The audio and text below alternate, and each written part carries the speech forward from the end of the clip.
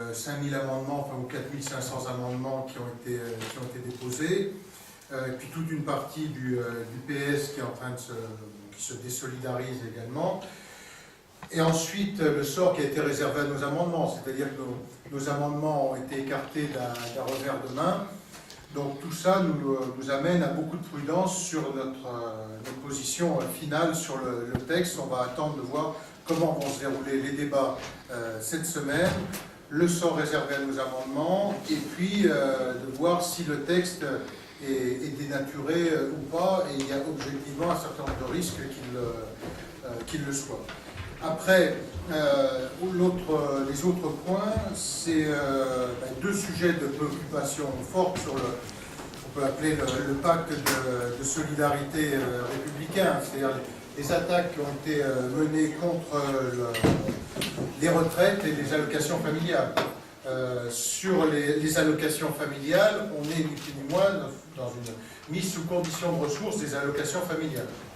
Et à partir de là, ça veut dire qu'on touche aux fondamentaux de solidarité entre les générations.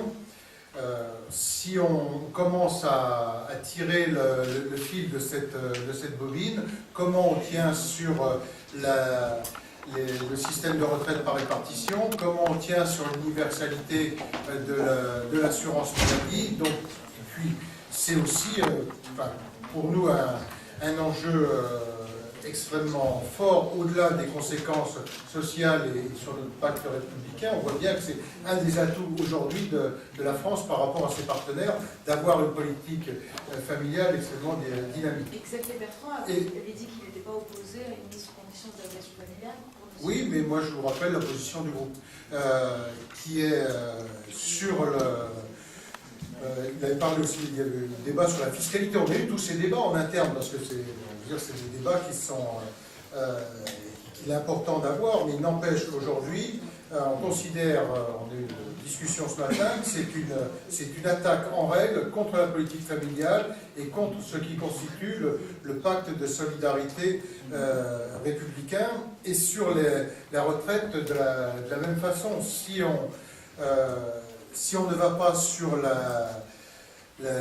l'âge légal de la retraite, on n'y arrive pas. Ça veut dire qu'il faut un autre choix qui est celui de s'attaquer aux pensions des retraités.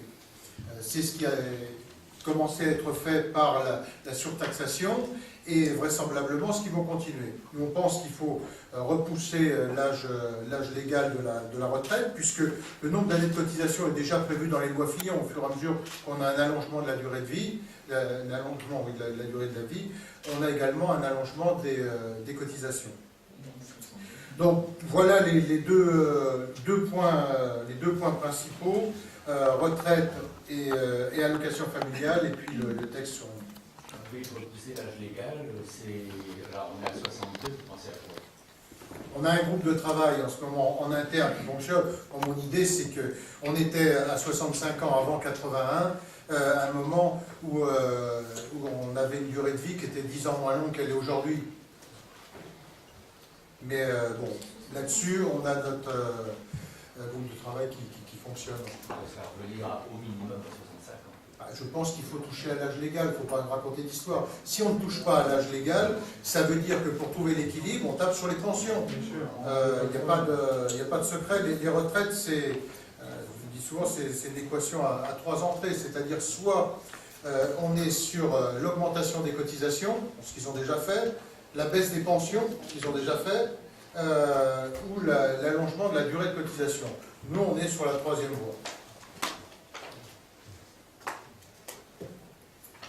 Pardon. Vas-y. Il y a un déséquilibre qui est patent, que tout le monde connaît. Il y a une trentaine d'années, il y avait 4 cotisants pour un retraité. On est tombé à 1,3, 1,4 aujourd'hui. On voit bien que la pyramide des âges nous est défavorable, même si elle redeviendra favorable dans 40 ans. Donc on a un vrai problème. Donc, si on n'allonge pas la durée, on n'y arrivera pas. C'est impossible. Qu'est-ce que vous souhaiteriez amender dans l'accord sur l'emploi, principalement? Ce que je vous avais dit déjà la semaine dernière, on a 3 ans, on a le sujet de la clause de désignation. Qui plus est, l'autorité de la concurrence s'est prononcée défavorablement sur le texte, c'est-à-dire n'est pas favorable à cette clause de désignation.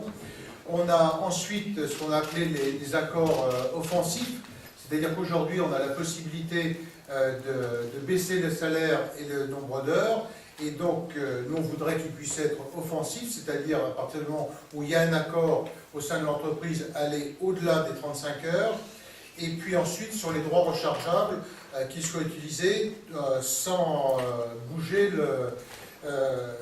l'équilibre de l'assurance chômage, c'est-à-dire sans augmentation de cotisation. Bon, et après, il y a d'autres points aussi. Il y a le fait de ne plus passer par la directe. Vous savez qu'on revient d'une certaine manière à une autorisation administrative. Enfin, on peut considérer qu'on revient à une certaine forme d'autorisation administrative de licenciement, puisqu'il faut que les accords soient validés par la directe.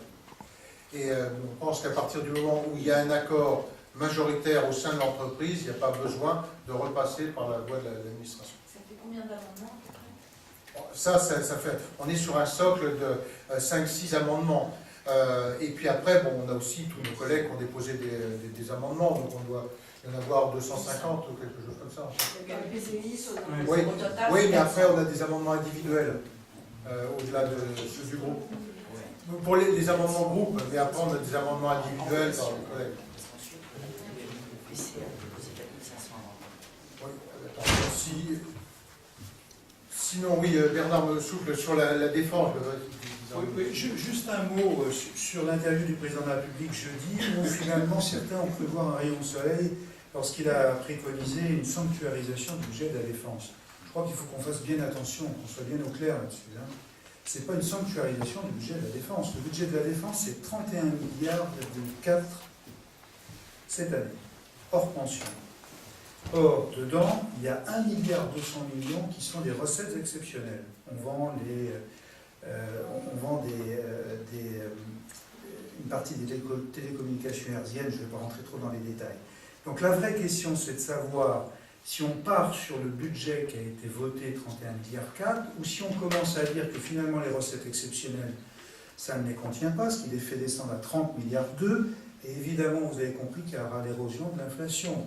Alors sur 5 ans, sur la loi de programmation militaire, à coût de 1,5 ou 2% par an, vous apercevez qu'à l'arrivée au bout de 5 ans, c'est un vrai trou par rapport au budget. Donc il faut bien s'entendre, et donc on va être d'une extrême vigilance sur ce sujet-là, parce qu'il mérite quand même, c'est notre indépendance nationale, il mérite quand même beaucoup d'attention.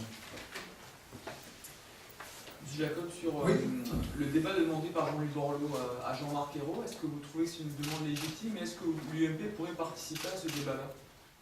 Écoutez, oui, je n'ai pas tout suivi, mais Jean-Louis m'en a parlé rapidement ce matin. Oui, je trouve ça tout à fait légitime que Jean-Louis Borloo souhaite avoir un débat avec Jean-Marc Ayrault. On va avoir 3 semaines avec des rendez-vous importants. En commission des finances, on va avoir l'audition du ministre du Budget, du ministre de l'Économie et des Finances séparément, puis ensemble. Et ensuite, on va avoir, dernière semaine d'avril, le débat sur je cherche le nom, souffle-moi le pacte de stabilité. Et là, la clause de rendez-vous est importante, puisque quand vous regardez la trajectoire de réduction des déficits qu'on a mis en place depuis 3 ans, pendant 3 ans, on l'a tenu. La gauche arrive, il y a un décrochage. Pour la première fois depuis 3 ans, on ne tient plus la trajectoire de réduction des déficits. On a un dérapage sur la fin de l'année dernière qui se traduit par un déficit à 4,8 au lieu des 4,5. Pour l'année prochaine, pour tenir les 3,9, on voit bien que c'est quasiment impossible de les tenir, et encore moins en 2014 d'être en dessous des 3 points. Si on veut passer de 3,8, ce qui est prévu, à 2,9 de déficit en 2014, cet écart d'un point, enfin de 0,9, c'est 16 milliards d'euros, uniquement là-dessus. Vous ajoutez à ça les dépenses, les recettes fiscales one-shot que Cahuzac avait évoquées pour 6 milliards d'euros.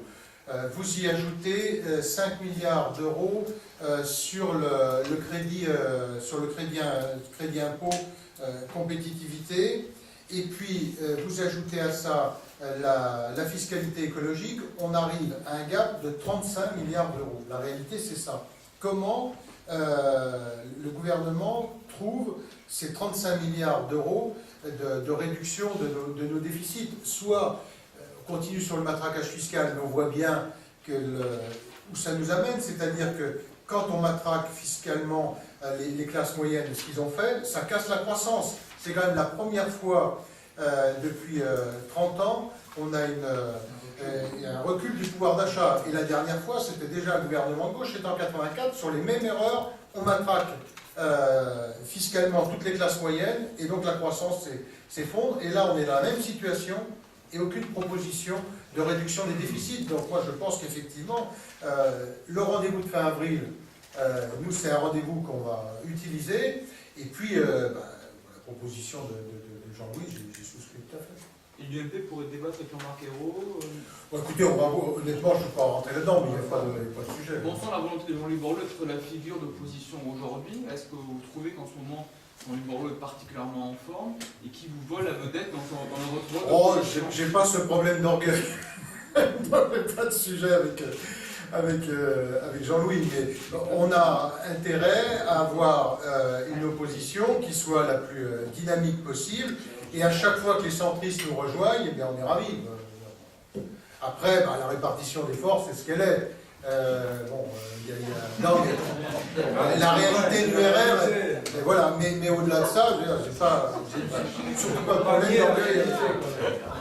Pas de sujet. Sur un autre sujet, apparemment, Jean-Pierre Bel annonce que la réforme de la décentralisation va être repoussée, alors qu'elle était prévue pour arriver en Conseil des ministres assez rapidement. C'était prévu pour le 10. Voilà, une prévue pour le 10. Finalement, elle est repoussée pour retravailler ce texte qui est censé faire une centaine de pages, qui était assez... 124 articles voilà, pour ce texte. Nous, on s'est mis au... C'est décision sage, comme vous voyez.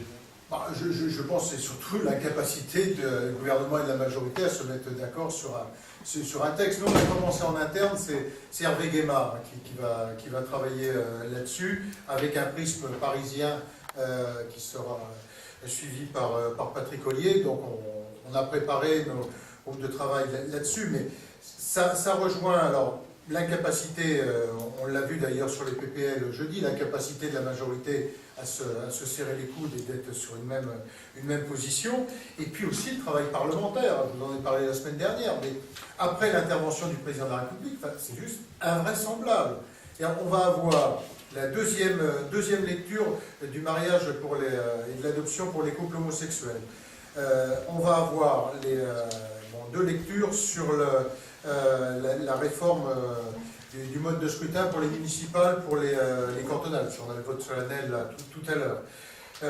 On nous a annoncé les deux lectures pour la loi sur le cumul des mandats, mais aucun texte économique et social, c'est-à-dire que pas de collectif budgétaire. On révise les chiffres de la croissance, on dérape totalement sur les dépenses publiques, on ne tient plus aucune trajectoire sur la réduction des déficits, mais non, on ne parle de rien, alors on met des textes pour occuper le temps. J'ai vraiment pas le sentiment qu'il y ait quelqu'un qui demande en urgence un texte sur le cumul des mandats dont les deux lectures passeraient là avant la coupure de l'été, plus les 4 projets de loi constitent. Avec 4 fois, donc discussion générale, 4 fois les allers-retours entre le débat entre le Sénat et l'Assemblée. Enfin, c'est un calendrier qui est une vraie folie. Et en plus, on nous parle qu'on va mettre les ordonnances.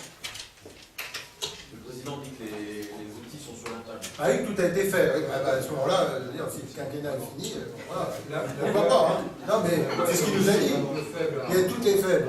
D'accord, on ne s'en est pas rendu compte. Hein, mais... Ça n'a pas encore produit. Non, ça n'a pas encore produit ses effets. C'est bon?